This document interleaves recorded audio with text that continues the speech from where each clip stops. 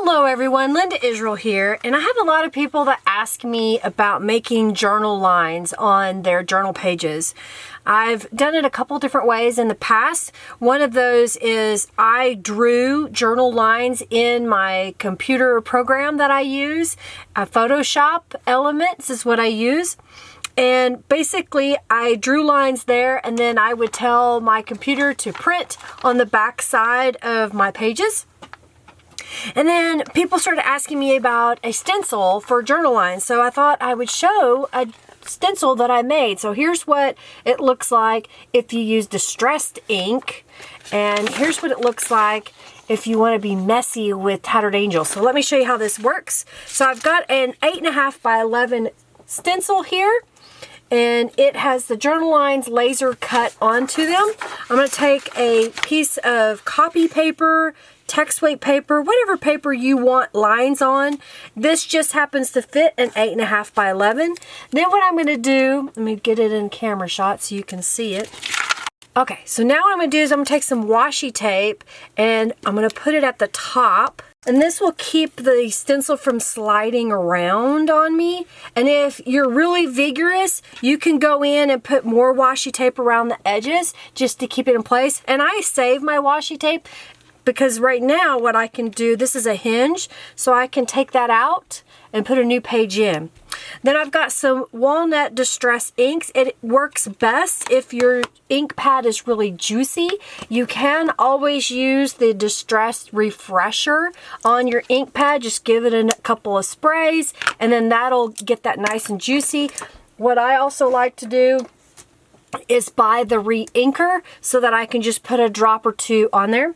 I've got my well-used, well-loved dauber or distressing tool from Ranger Ink, and I'm just going to go in here and pounce onto my ink pad, and apparently I got ink on my fingers from the bottle. And then I'm just going to rub across the stencil in the direction of the lines. You don't want to go up and down because that'll tear your stencil. Yes, it's sturdy material, but at the same time it's also fragile because it has so many cuts in it.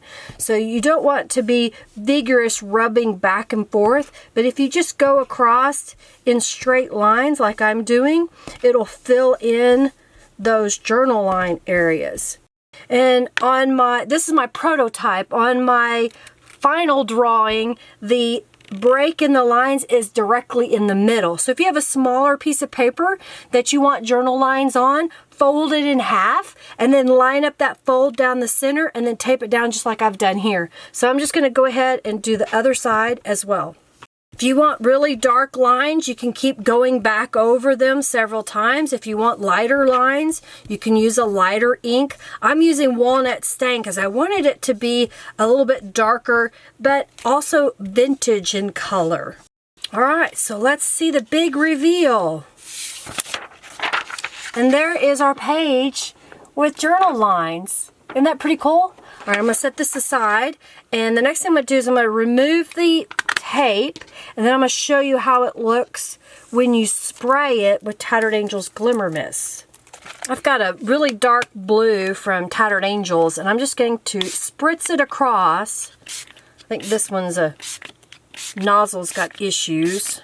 Now if I want it darker, I just kind of keep going back across it a little at a time, and then I'm still going to mop this up. It's going to give a different look because of the ink laying on top or the spray laying on top.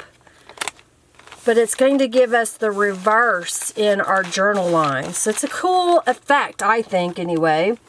And it's a great way to break up that white piece of paper. So look at there. Because I had a little bit of distress ink on there, when I mopped up, it has a little bit of the browns in there.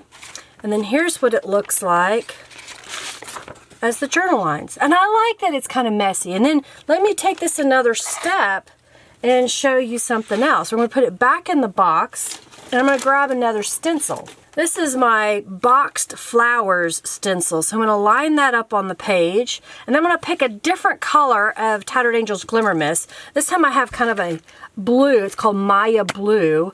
And I'm going to spritz that over. I'm going to add a little bit of yellow to it. So we're going to get some greens and yellow I'm just kind of doing it random. And then I'm going to pick up one of the first ones that I showed y'all that has the lines on it. And then we're going to mop up the spray. So it's going to transfer some of that Tattered Angels to the paper. And then let's look at this.